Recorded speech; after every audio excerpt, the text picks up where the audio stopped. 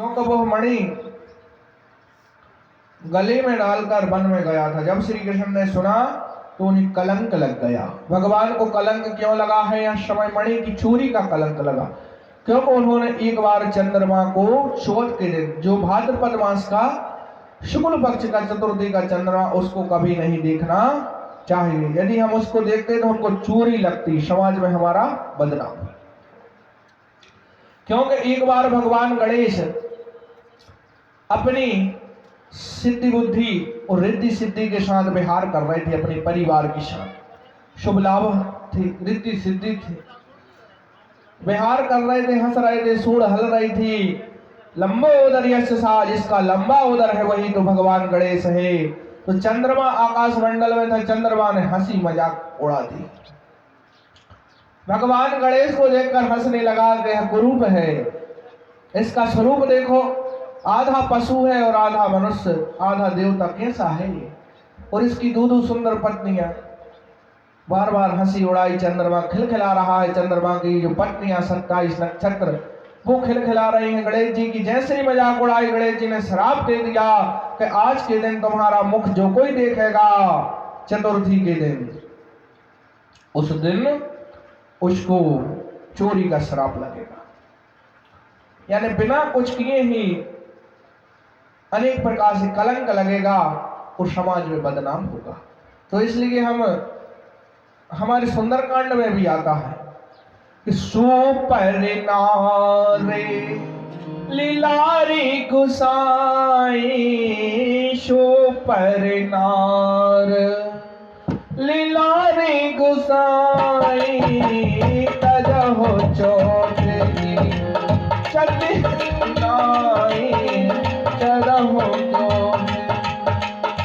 चंद्र की नाई, सुपर नार।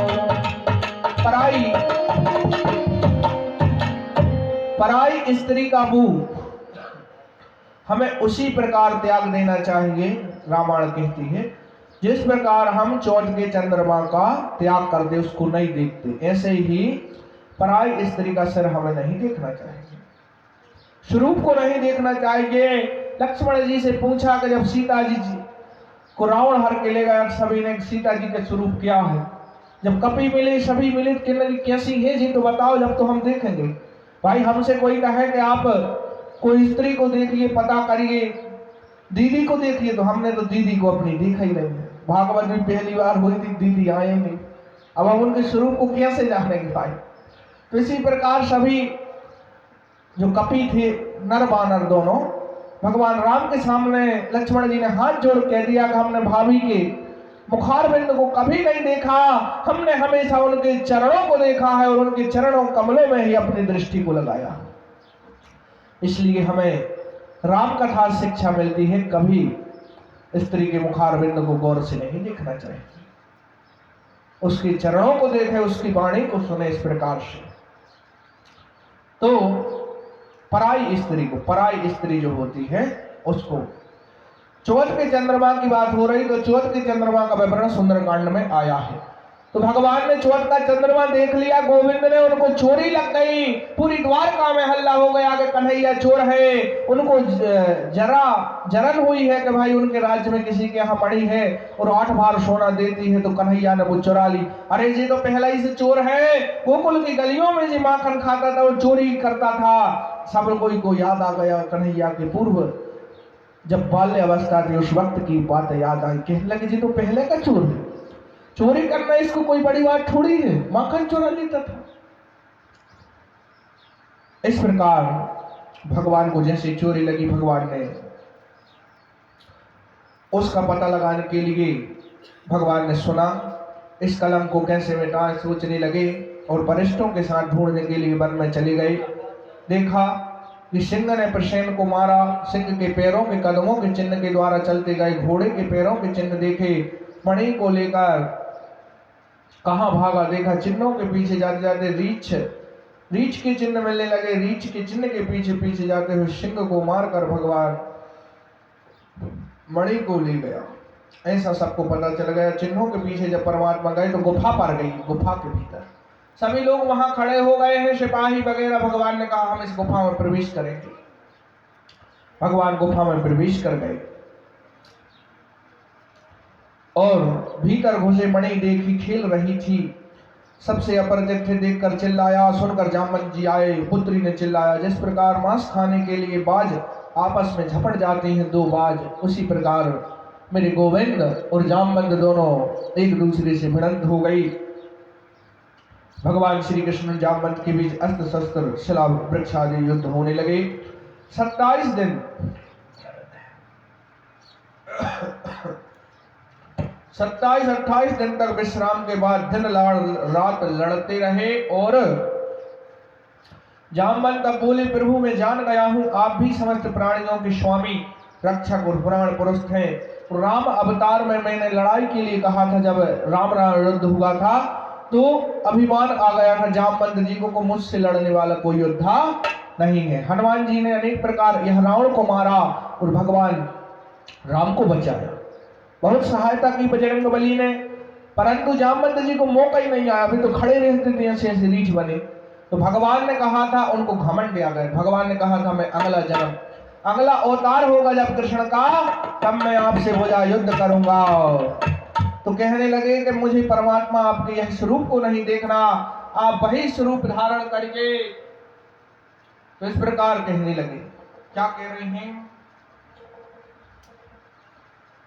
इस प्रकार भगवान राम अवतार की कथा सुनाई और फिर पूजन कर अपनी कन्या जामवंत जी को मणि की शांति कर उनके चरणों में समर्पित कर दिया। प्रभु ये मणि भी लेते जाइए आप, कहा हमको राम रूप में दर्शन दो, और ये मेरी पुत्री है, इस पुत्री को भी मैं परमात्मा आपको समर्पित कर रहा हूं। तो जामवंती का दूसरी पत्नी भगवान की जामवंती हुई। इस प्रकार भगवान के 2 विवाह आज हो गए।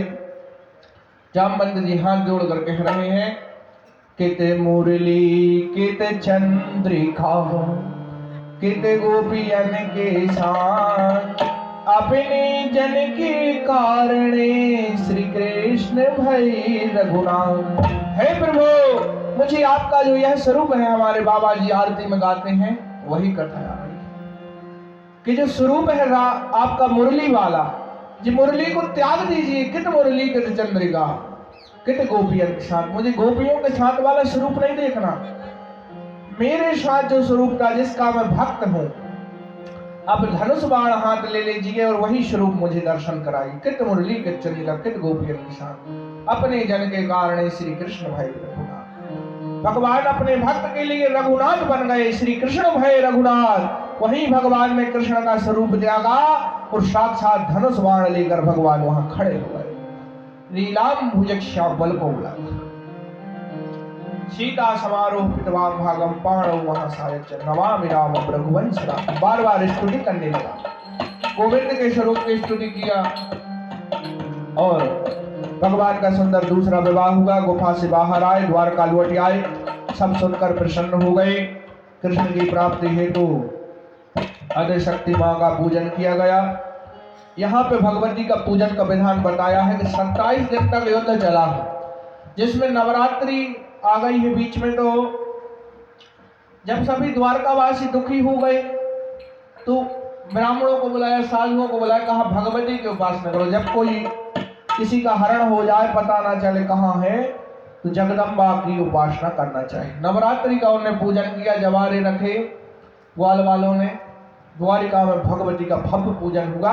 देवी पुराण में ऐसा बताया जाता है कि भगवती ने जब आशीर्वाद दिया, भगवती की कृपा से जामवंत जी पर विजय प्राप्त कर गोविंद बाहर आए, ऐसा देवी पुराण में आता है। और शिव महापुराण में आता है कि भगवान शंभु का अभिषेक किया। और भागवत में ऐसे ही आता है, गोविंद ने राम के दर्शन दिए और भगवान को उन्हें स्वयं अपनी कन्या देकर वापिस आ गए। इस प्रकार हरि अनंत हरि कथा अनंता 10 मिनट का समय हो। बस भगवान बलराम कई वर्षों तक मिथिलापुरी में रही। इस प्रकार भगवान धृतराष्ट्र के पुत्र दुर्योधन बलराम से गदा युद्ध की शिक्षा ग्रहण की। अकूर ने सुना कि सतधन्वा मारा गया तो वे भी मणि लेकर भाग गए। और फिर भगवान ने दूत द्वारा उन्हें बुलाकर प्रेम से समझाया। भगवान के विवाहों की कथा आती है। श्रेष्ठतम दिवस में भगवान के विवाह होते हैं। थोड़ी विवाह पूर्ण कर लें। कालिंदी एक श्लोक का एक विवाह। देहम देवस्य सवितुदुहितः पतिमिच्छति विष्णु तरणयम वरदम तपः परम वस्तुतः मैं सूर्यदेव की पुत्री हूँ। कहने लगी कालिंदी, मैं विष्णु को पति रूप में प्राप्त करना चाहती हूँ, इसलिए कठोर तप कर रही हूँ। किसी का वर्णन नहीं करूंगी, कृष्ण ही मुझे प्रसन्न है। भगवान ने सुनकर कालिंदी को अपनी रथ पर चढ़ा लिया। युधिष्ठिर के पास गए। भगवान ने पांडवों को एक सौंदर्यप्रद भवन बना दिया जिसमें सब रहने लगे। भगवान नदी के किनारे गए तो वो तपस्या कर रही थी, ऐसी मिल गई। तो भगवान का तीसरा विवाह कालिंदी के साथ हो गया, कालिंदी यानी यमुना जी के साथ। फिर देखो, पांडव वन में भोजन मिल जाने से अग्निदेव बहुत प्रसन्न हुए। अर्जुन को गांडीव धनुष, 4 श्वेत अश्व दिया, 1 रथ दिया, 2 तरकस दिया, 1 कवच आदि दे दिया। जी कृष्ण दिया, अग्नि देवता ने दिया, अर्जुन को धनुष थी। इस बात का पता चलता है। पांडव दाह के समय अर्जुन ने मैदानों को जलने से बचा लिया।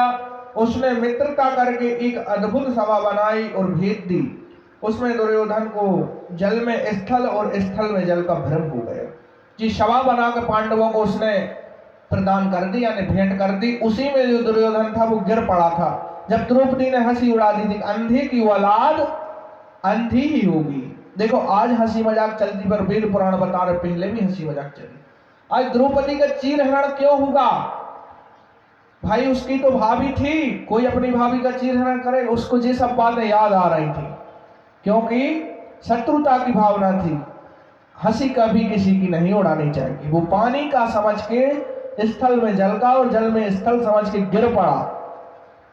जैसे ही वो गिरा तो द्रौपदी ने उसकी हंसी उड़ा दी। ऊपर अटारी पे चढ़ी थी, वहां से बार बार हंसने लगी। और एक बार इन्होंने गौ माता की हंसी उड़ाई थी। उसके पीछे 5 नटवा लगे थे जिनको बैल कहते हैं।